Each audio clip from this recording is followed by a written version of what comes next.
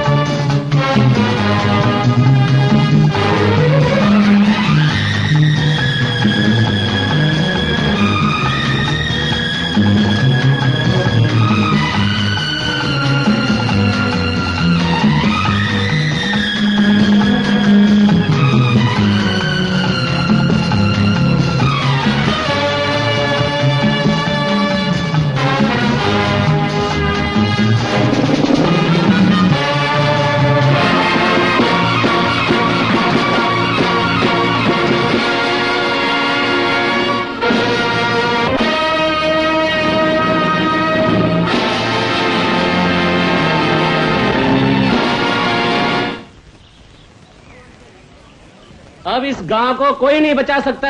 यह तो अनर्थ हो गया भाइयों, मूर्ति के पैसे लेके भाग गया। कलयुग आ गया, कलयुग, देवता का प्रकोप पड़ेगा, नाश हो जाएगा सारा गांव भाइयों। ठाकुरों के घर में मलेश पैदा हुआ है। धीरे रखो भाइयों, धीरज रखो। राम सिंह मूर्ति के लिए जमा किया पैसा लेकर भाग नहीं सकता, वो कोई मामूली आदमी नहीं है। वो ठाकुर उत्तम सिंह का बहनों ही है और मेरा दिल कहता है तो जरूर आएगा, जरूर आएगा। वो कब आएगा? उसे तो 3 दिन पहले आना चाहिए था। हाँ, तुम्हारा कहना भी ठीक है। मूर्ति की स्थापना के मुहूर्त के बाद आया तो किस काम का? नहीं, बड़े ठाकुर तो नहीं मिल गए उससे। छी छी छी छी, क्या बात कर रहे हो तुम? अरे हमने माना कि रुपए से बड़ों बड़ों की नीयत खराब हो सकती है, लेकिन ठाकुर उत्तम सिंह नहीं नहीं नहीं, ठाकुर उत्तम सिंह ऐसे नहीं है। वो तो ठीक है टीकाराम जी, लेकिन मूर्ति की स्थापना नहीं हो तो सारा गांव नष्ट हो जाएगा। होना ही चाहिए। जब मंदिर में मूर्ति की जगह खाली पड़ी रहे तो इससे बड़ा अधर्म और क्या हो सकता है? अब और कब तक इंतजार करेंगे उस राम सिंह का? लो हो गई छुट्टी। अरे इंतजार करने की भला क्या जरूरत है? चलो चल के बड़े ठाकुर से बात। बड़े ठाकुर तो शहर गए हुए हैं। अच्छा, शहर गया हुआ है, कोई बात नहीं, मंझले ठाकुर यही हैं। चलो चल के मंझले ठाकुर से बात कर रहे थे। चलो भाइयों,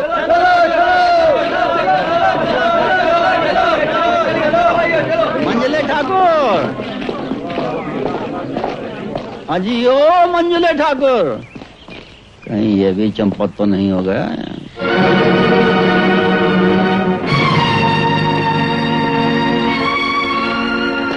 क्या बात है टीकाराम, किसके घर में आग लगी है जो गांव वालों को साथ लिए घूम रहे हो? बात को तो बहुत जल्दी पा गए मंझले ठाकुर। आग तो जरूर लगी है, मैंने लाख कोशिश की बुझाने की। साफ साफ कहो टीकाराम। अजी सरकार, मेरी भला क्या मजाल है आपके सामने जुबान खोलूं? अरे भाई गांव वालों, जो कुछ अर्ज गुजारनी है मंजिले ठाकुर के सामने गुजार दो। ठाकुर, सच बहुत कड़वा होता है लेकिन कहना ही पड़ता है। गांव वालों का कहना है कि मूर्ति की स्थापना का समय आ गया, मूर्ति का पता ही नहीं। पहले बहनोई साहब गायब हुए थे और अब बड़े ठाकुर। क्या मतलब है तुम्हारा? अजी मतबल तो बहुत साफ है मेरा। मैं तो सुनते ही आग बबूला हो गया था। मैंने इनसे कहा, बड़े ठाकुर बात के धनी हैं, मान मर्यादा उनकी चौखट पर अपना शीश झुकाते हैं। अरे उन पर इल्जाम लगाना आसमान पर थूकने के बराबर है। लेकिन मेरी बात ही नहीं सुनते, कहते हैं नहीं नहीं नहीं बड़े ठाकुर की नीयत में फर्क आ गया है। कुत्ते! मैं तेरी बाल खींच दूंगा। तेरे भाई की नीयत पर शक कर रहा है, मैं तेरी हड्डी पसली एक कर दूंगा।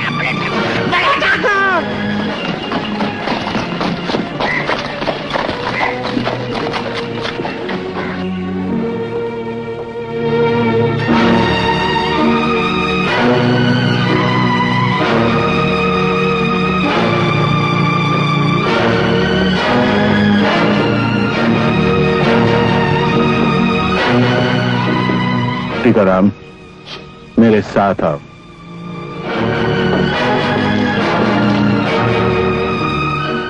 हम नहीं जानते थे कि हमारा घर के चिराग से ही जल जाएगा। ठाकुर साहब, इसमें भला आपका क्या कसूर है? टीकाराम, तुम नहीं जानते हमें विश्वासघात से कितनी नफरत है। अगर वो हमें कहीं मिल जाता तो हम अपने हाथों से अपनी बहन का सुहाग मिटाने से भी पीछे ना हटते। हमारी बदकिस्मती देखो, वो हमें मिला नहीं। अजी मैं तो समझ ही गया हूँ, लेकिन ये गांव वाले आपकी बदकिस्मती को नहीं समझते। जो मुंह में आता है भागते चले जाते हैं। घुमा फिरा कर कही जाने वाली बातें हमें पसंद नहीं। टीकाराम, साफ साफ कहो। ठाकुर साहब, अब आप साफ साफ कहने की आज्ञा दे ही रहे हैं तो मैं बतला दूं। गांव वाले ये कहते हैं कि इसमें ठाकुर साहब की ही कोई चाल है। 5,000 रुपये का दान दे दिया और 50,000 रुपया हड़प करना चाहते हैं। और ये भी कहते हैं ठाकुर साहब अपने बहनों के साथ मिले हुए हैं। टीकाराम, क्या बकवास करते हो? ठाकुर साहब, बकवास करने की मेरी कहाँ हिम्मत है, ये तो गांव वाले कह रहे हैं। तुम्हारा मतलब है कि हमने दान में मिली हुई रकम को हजम कर लिया, गांव वालों को धोखा दिया? उस ठाकुर उत्तम सिंह ने, जो धर्म कर्म के काम में सबसे आगे रहा, जिसकी श्रद्धा की कहानी गांव के हर मंदिर, मस्जिद और गिरजे की एक एक ईंट पर लिखी हुई है। ठाकुर साहब, आप तो बेफजूल में नाराज हो रहे हैं। अजी मैं तो आपका अपना आदमी हूँ।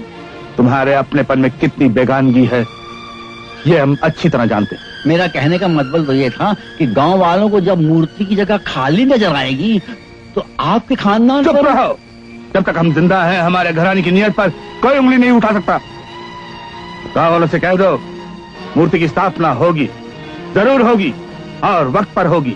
ठाकुर साहब, मूर्ति की स्थापना में तो बहुत थोड़ा वक्त रह गया है। कितनी फसल कटेगी, कितनी खेती बाड़ी हो जाएगी? 50,000 रुपया। ठाकुर की औकात सिर्फ उसकी फसल नहीं, उसके खानदान की इज्जत है जिसके साए में वो पलकर बड़ा हुआ है। जाओ, गांव वालों से कह दो, हम अपनी खानदानी हवेली बेचकर भी मूर्ति की स्थापना करेंगे। जाओ, खड़े क्या हो?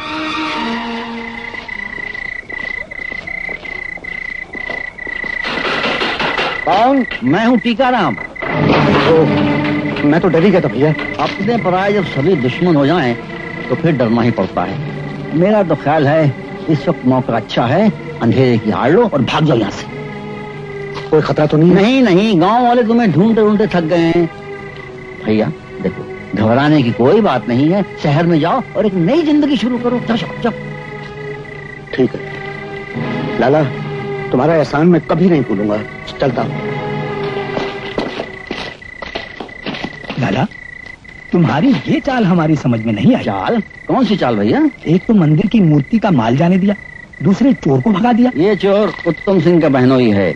इसके भागने से ठाकुर खानदान की सारी इज्जत मिट्टी में मिल जाएगी। लाला, ठाकुरों के साथ तुम्हारी ऐसी क्या दुश्मनी है? अरे भैया, तुम एक दिन के लिए बाहर गांव से आए हो, तुम्हें मालूम नहीं है। दुश्मनी है पुरानी। मैं अपनी शादी करने के लिए गया था, जरा सा दहेज मांग लिया तो उत्तम सिंह के बहकावे में आकर लड़की के बाप ने बारात लौटा दी और फिर उत्तम सिंह के बच्चे ने उसी लड़की से खुद शादी कर ली। ऐसी बेइज्जती हुई मेरी तो मैं इस जन्म में तो क्या 7 जन्म तक नहीं भूल सकता, और जब तक मैं ठाकुरों का नाम मिटा नहीं दूंगा मैं चैन से नहीं बैठूंगा, चैन से नहीं बैठूंगा।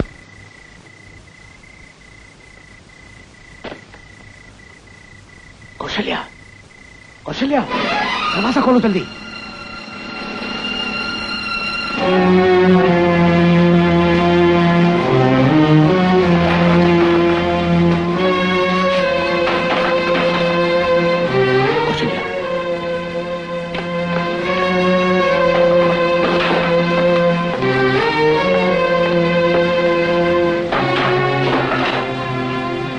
घर के दरवाजे बंद करने से तुम मन का चोर नहीं छुपा सकते। ये बहस करने का वक्त नहीं है कौशल्या, तुम जल्दी से तैयार हो जाओ।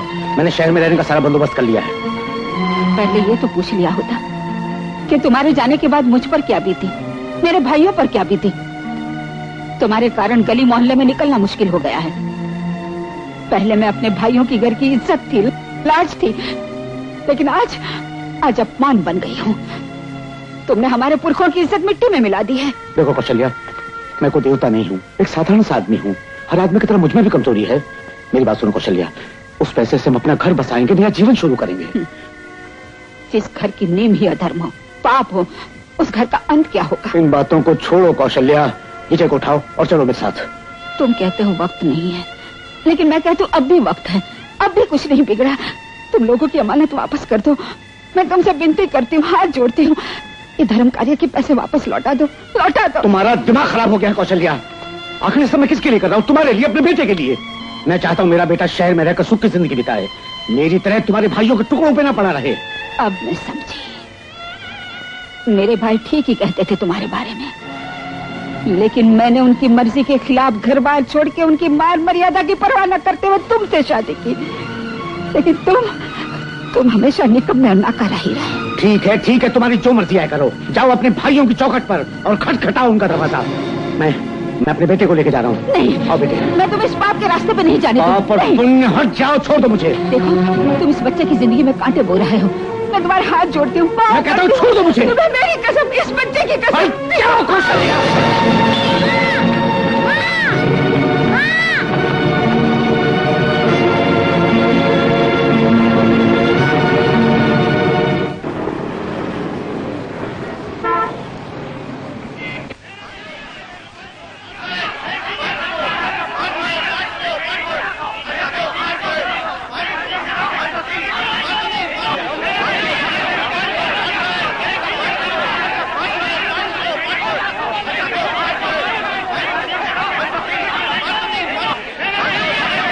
देखिए साहब, ये है शेयर बाजार, दिया दिया का खेल है। यहाँ चुटकी बजते ही एक आदमी एकदम करोड़पति बन जाता है, और दूसरी चुटकी बजते ही एक बड़े से बड़ा करोड़पति भिखारी हो जाता है। लेकिन मैं करोड़पति बनूंगा और बना रहूंगा। भाइयों, बढ़कर बोलो, किस्मत के दरवाजे खुले हैं, लाखों का माल कौड़ियों में जा रहा है। बोलिए, 10,000, 10,000 एक, 15,000, 15,000 एक, 20,000। साहिबान, ये उत्तम सिंह की हवेली है, जरा सोच समझ कर बोली लगाइए। 30,000, 30,000 एक, 30,000 दो, 50,000, 50,000, 50,000 के लिए।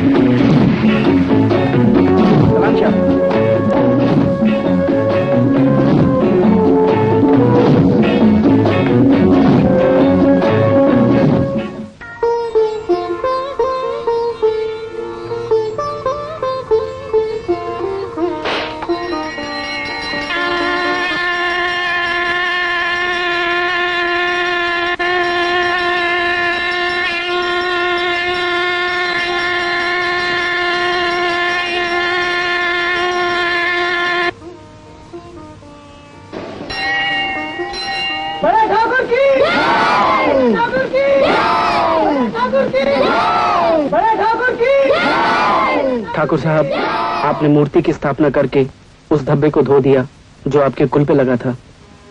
कुल का लगा हुआ धब्बा तो धुल गया मास्टर जी, लेकिन दिल का जख्म अभी तक नहीं भरा।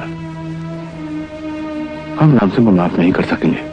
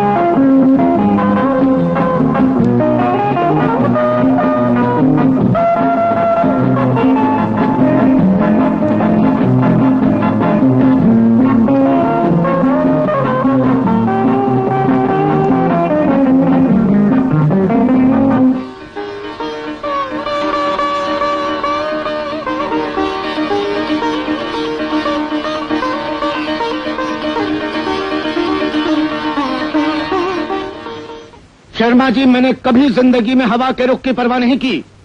आप मुझे बाजार के भाव का रुख बता रहे हैं? शेर जी, इतना बड़ा खतरा? सत्ते शेर बाजार के काम के लिए मुर्गी का नहीं, शेर का दिल चाहिए शर्मा जी। अच्छा जी, आप मालिक हैं। हेलो, आप किसी भी भाव से खरीदते जाइए। और सुनिए, शाम के बाद मुझे फिर से फोन कीजिएगा, मैं ऑफिस में इंतजार करूंगा।